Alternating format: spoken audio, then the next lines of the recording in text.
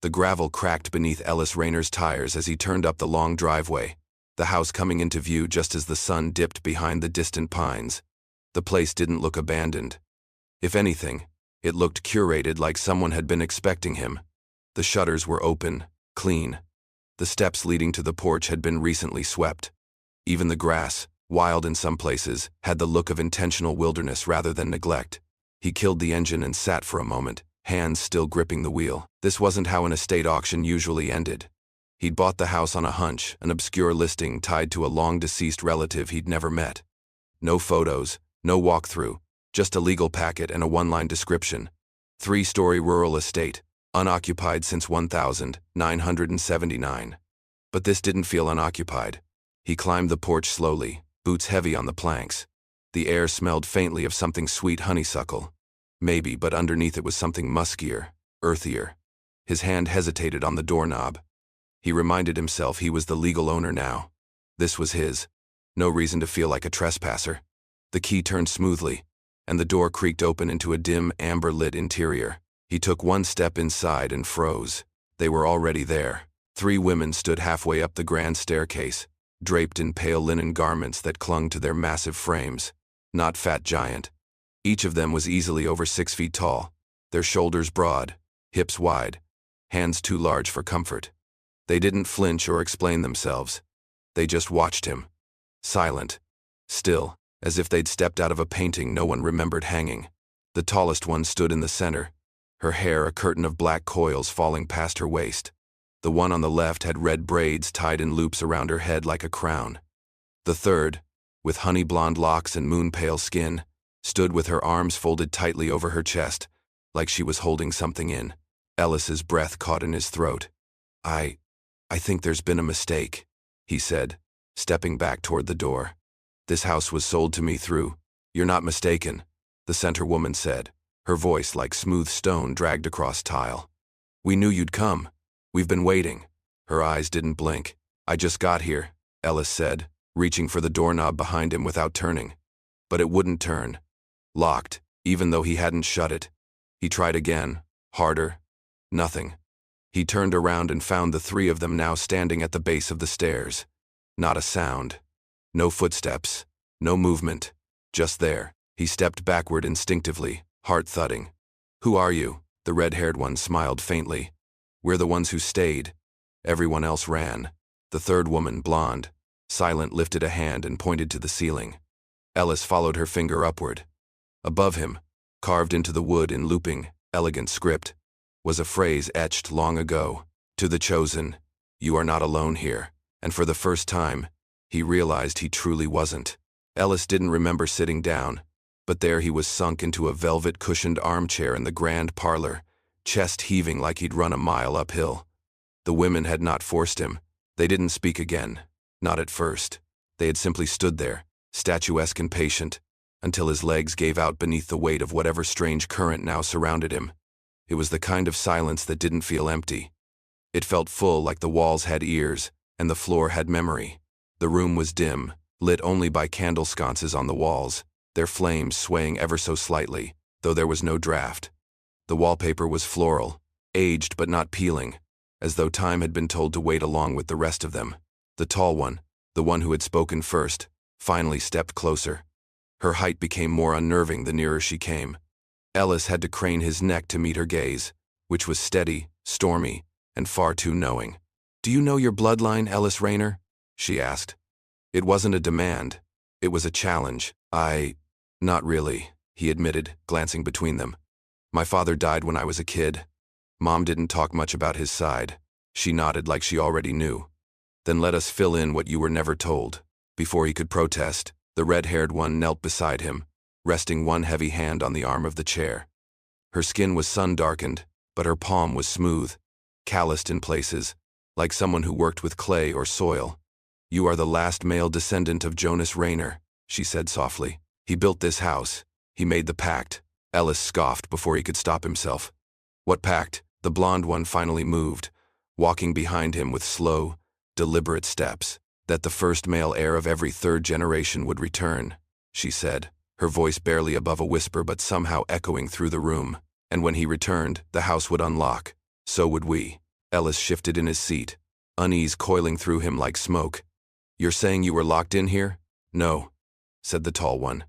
"We were kept, preserved, bound by a promise made long before you were born. A promise of rebirth, fertility, continuation." The words made his spine tighten. "I don't believe in magic," he said, though the conviction in his voice faltered even as he spoke. The redhead smiled. "Neither did Jonas, until he saw what we could grow in the dead of winter, until he saw the orchard bloom under moonlight, until he touched one of us and never wanted to leave." Ellis stood abruptly. "I think I need some air." But the windows were sealed shut. No locks, no handles, just solid glass and a faint warmth humming against his fingertips as he tried to open them. "We're not here to trap you," the blonde said gently from behind. "You walked in of your own will. That was all the invitation we needed." The tall one stepped forward once more. "We've been waiting for you, Ellis. A very, very long time." Ellis wandered the halls like a man walking through someone else's dream. Every room he opened felt lived in, not in the messy, forgotten sense, but curated, intentional, as if someone had taken great care to make sure he'd feel both welcome and deeply unsettled. There were no signs of recent life, no suitcases, no phones, no laundry draped over chairs, but there was a warmth to everything, like a hearth had just gone cold or a bed had been left moments before he entered. The kitchen was the most jarring. A pot of stew still sat on the stove, steam gently rising from it. 3 places were set at the long oak table, but a 4th had been added, a heavy chair carved from the same dark wood, inscribed with the initials ER on the backrest. The silverware gleamed, polished. A pitcher of water with condensation still clinging to the sides sat beside a loaf of warm bread wrapped in linen. He stood in the doorway, watching the room like it might vanish. "Did you make this?"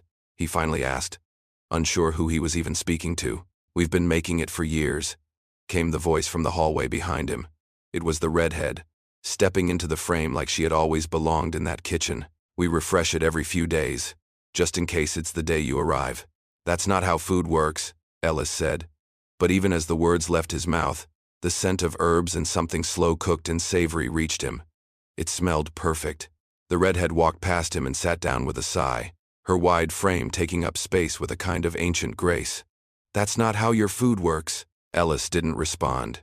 He walked to the table, touched the edge of the bread, then pulled his hand back quickly. It really was warm. Not just freshly baked fresh, as though it had just been removed from an oven he never saw. He tried again. "What is this place?" The redhead tilted her head. "It's your home." "No, I mean, why is it like this? Why is everything already set up for me?" The blonde entered next, carrying a bundle of wildflowers she set in a vase on the counter like it was part of a routine. "Because it always has been," she said. "It was never going to belong to anyone else."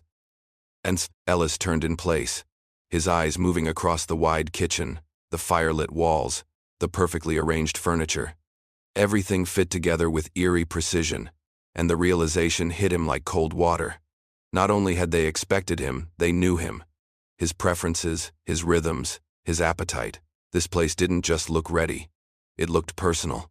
The tall one, Helia, he now knew stepped in last. She didn't sit. She simply leaned against the archway, arms crossed. "It's not just the house that prepared for you," she said, voice low. "It's us. Our whole lives have been shaped for this moment." Ellis turned to face her fully. "Why?" Helia's eyes softened, and for the first time, her strength didn't feel threatening. It felt inevitable. "Because only you can unlock what comes next." Ellis didn't sleep that night, though the bed was softer than anything he'd ever laid on.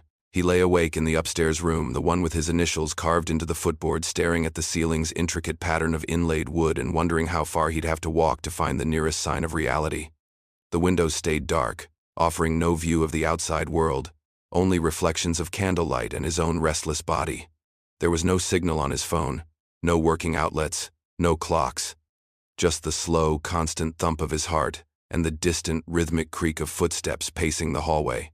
When morning came, it didn't come gradually. The room filled with golden light in an instant, like someone had lifted a veil. He opened the door to find Helia waiting, tall as ever, arms folded like she'd been standing guard all night. Her expression was unreadable. "Come," she said. "It's time we explain." He followed her down the long hallway, the floorboards cold under his bare feet. The house no longer felt threatening, but it didn't feel safe either. It felt certain, like it had already made up its mind about him.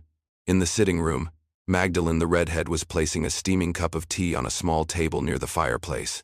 Ruth, the blonde, sat cross-legged on the rug, gently sorting through a bundle of dried herbs as if they were rosary beads. Both looked up as he entered, but neither smiled. Helia gestured for him to sit. He did, cautiously. Magdalene handed him the tea without a word, and he took it, noticing the faint symbol painted on the cup's porcelain, a circle with 3 smaller dots arranged in a triangle inside it. Ruth spoke first. "We were chosen before we were born, each one of us. Our mothers were told dreams on the night we were conceived, visions of a man who would come not from this land, but from the line of the builder, Jonas Rayner's blood." Ellis felt the cup tremble slightly in his hands. "I didn't ask for this." "We didn't either," Helia said. "But we accepted it. We were raised for it, kept untouched, preserved not by force but by devotion. You're saying none of you have ever—" He stopped himself. Magdalene nodded. "Our bodies have only known labor. The land, the stone, the craft, but not man." Ruth looked up, her blue eyes shining. "Because that part was meant for you, and only you." Ellis set the cup down carefully. "You make it sound like some kind of ceremony." "It's not," Helia said. "It's a continuation, a planting. The house, the land, even us, we've been waiting to be made complete. That doesn't mean control, it means connection." He wanted to argue, to deny what they were saying. But there was a heat in the room now, subtle and growing, like the walls themselves breathed with anticipation. He couldn't explain the way his skin prickled, not from fear, but from something older, something inevitable. And when Helia stepped forward, knelt before him, and placed her hand over his chest, he didn't flinch. Ellis had barely touched the food they offered him that day. Not out of fear, it smelled divine, earthy, and warm like something from his grandmother's kitchen, but because his mind was preoccupied with the growing sense that his life hadn't just changed. It had always been leading here. He wandered the west wing after breakfast, the only part of the house he hadn't explored yet. The hallway was different, longer, darker, lined with oil portraits that stared down at him with glassy eyes. Some of the faces looked familiar in the way old family photos sometimes do, like echoes of someone you've only seen in dreams. Near the end of the corridor, behind a locked glass door he forced open with the heel of his boot, he found what could only be described as an archive. The air smelled like cedar and ash.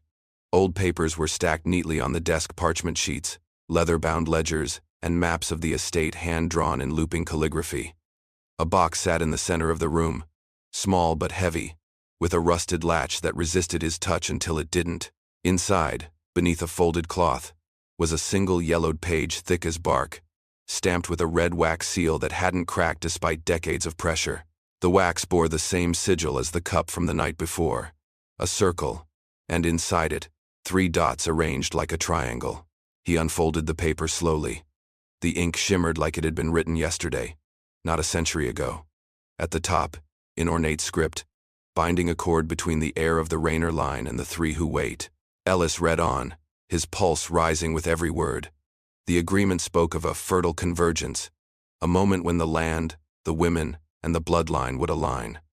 It named Jonas Rayner as the first, and referenced the cycle, every 3rd generation, by blood or by fate.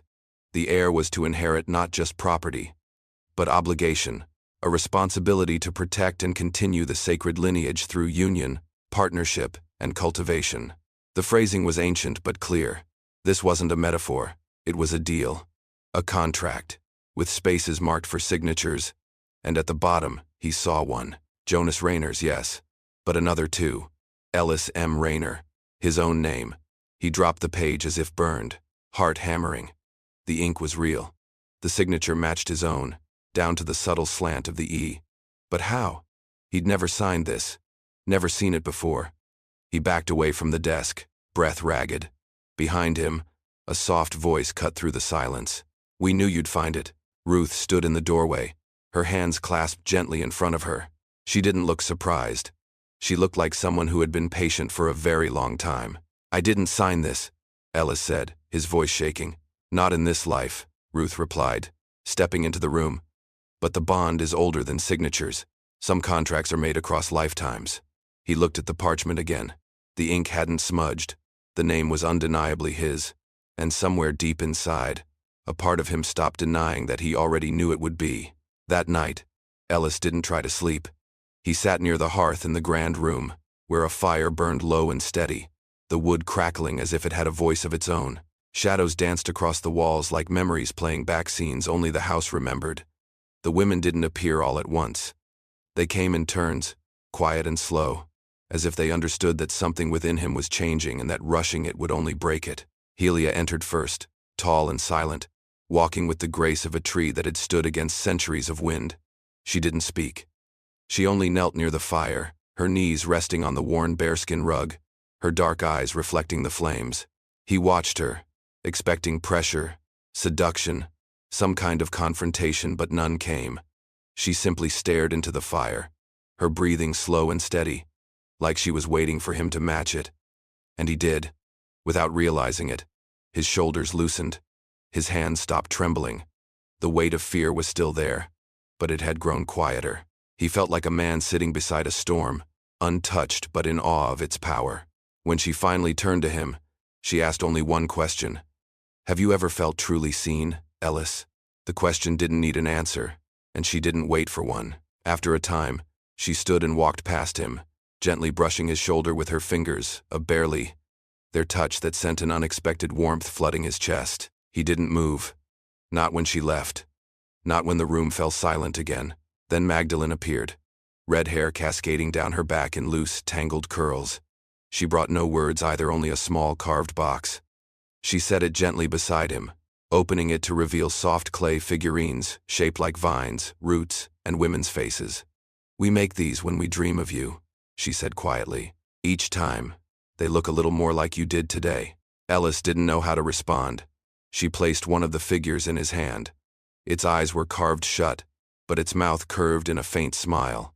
He turned it over. On the bottom, someone had scratched the letter E. "I don't know what's happening to me," he admitted. "You're returning," she said, piece by piece. When she left, Ruth came last. She didn't speak at all. She didn't bring symbols or stories.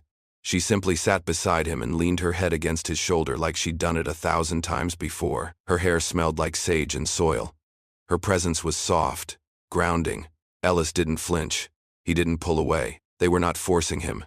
They were inviting him into something old, something sacred, and somehow, something familiar. And for the first time since crossing the threshold of this house, Ellis wasn't trying to leave. He was wondering why he had ever wanted to. Ellis sat alone in the orchard the following morning, though he wasn't sure how he got there. The path behind him was overgrown, but not wild, intentionally neglected, as if curated to feel forgotten. Apple trees surrounded him in perfect, unnatural rows, their leaves rustling in a breeze he couldn't feel on his skin. The fruit hung low, too ripe, like it had been waiting to be picked for years but refused to fall. He rested against the trunk of the largest tree, the bark warm against his back, and tried to make sense of what had begun to root inside him. It wasn't just curiosity now. It wasn't even fear. It was something deeper. Recognition. They found him without looking. Ruth stepped between the trees first, carrying nothing but her presence, which somehow said more than any object could. She sat beside him with a grace that made no sound.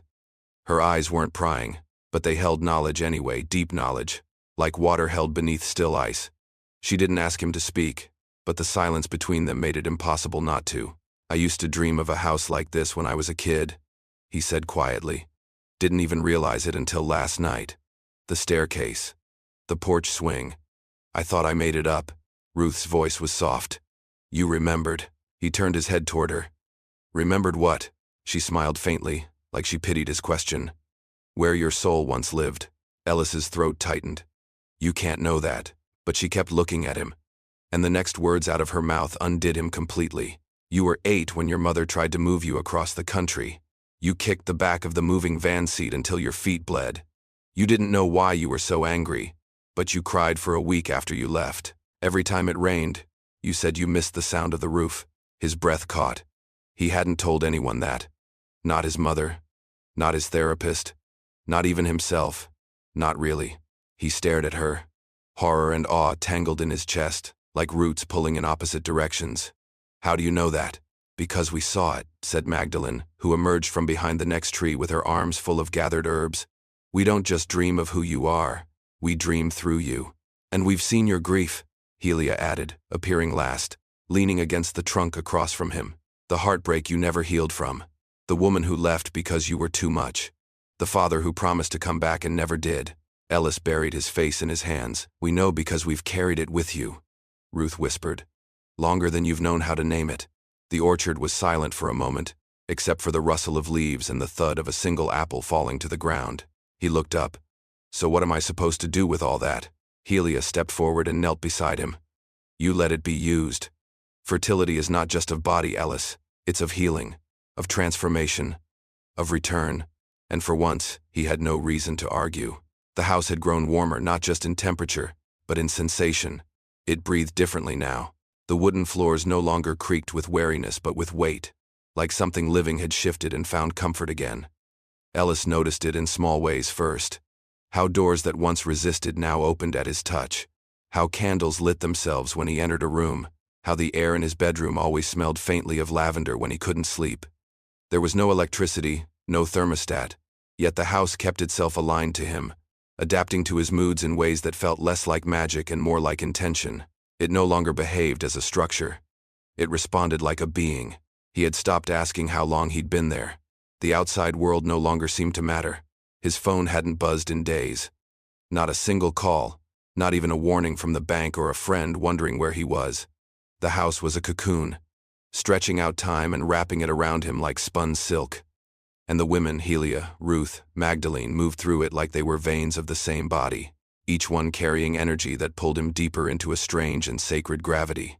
It wasn't lust, or at least, not just. There was desire. Certainly he wasn't blind to the curves of Helia's silhouette in the doorway, the way Ruth's hands moved when she baked bread, or how Magdalene's hair caught firelight like copper wire, but it was more than that. It was hunger with purpose, the kind that built homes instead of burning them down. That night, as rain tapped softly against the stained glass windows and thunder murmured in the distance like an old god clearing his throat, Ellis stood in the hallway outside the parlor. The three of them were already inside. They didn't call him in. They didn't need to. The door opened by itself, swinging inward like it had been waiting for him to approach.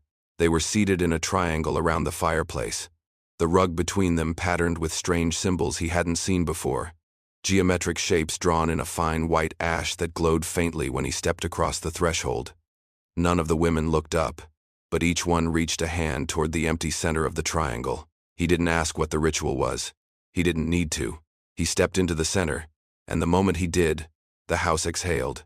The walls groaned, the candles flared, and every fiber of the building seemed to hum in satisfaction, like it had finally completed a sentence it had been aching to finish. Ruth stood and wrapped one arm around his back. Helia placed her palm against his chest. Magdalene pressed her forehead to his spine. They didn't speak. There was no chant, no command, just stillness, and breath, and warmth. And in that stillness, Ellis realized something profound. He wasn't just in the house. He was part of it now. The following morning, Ellis woke to the smell of cinnamon and wood smoke. It was a scent he couldn't place, not from any memory he could name, but it filled him with a comfort so deep it almost hurt. The bed he had once approached with suspicion now felt like it had been carved to hold only his body. Sunlight poured through the windows, soft and golden, painting the walls with a kind of quiet approval. He sat up slowly, the sheets falling around his waist, and for the first time since arriving, he didn't question where he was or who he was here with.